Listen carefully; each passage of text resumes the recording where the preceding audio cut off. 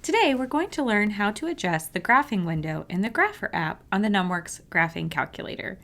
To begin, enter the graphing application.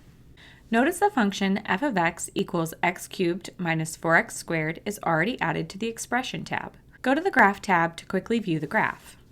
To start, you can use the plus and minus keys to zoom in and out of the graph. Additionally, we can manipulate the window using the Axes menu.